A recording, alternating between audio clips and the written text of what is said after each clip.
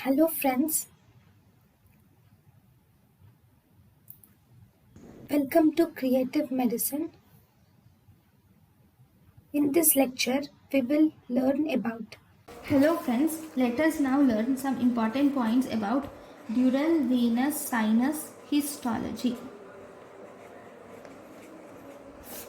In the dural venous sinus histology, we have two layers. One we have meningeal layer and we have endosteal layer. Okay, in meningeal layer has only fibroblasts. Meningeal layer has only fibroblasts, whereas endosteal layer has both fibroblasts and osteoblast. It has both fibroblast and osteoblast. Meningeal layer has only fibroblast, whereas endosteal layer has both fibroblast and osteoblast.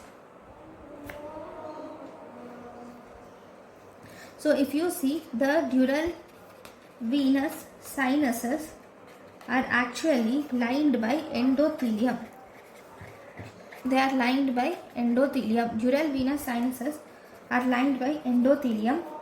There is no muscular tissue and there are no valves.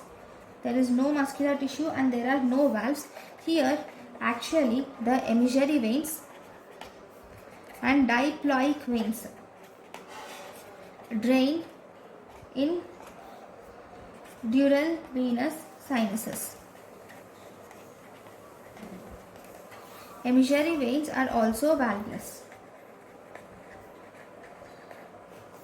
These will connect extracranial and intracranial venous sinuses. These will connect extracranial and intracranial venous sinuses. So these are the important points about dural venous sinus histology. Thank you for watching. Thank you and thank you for watching.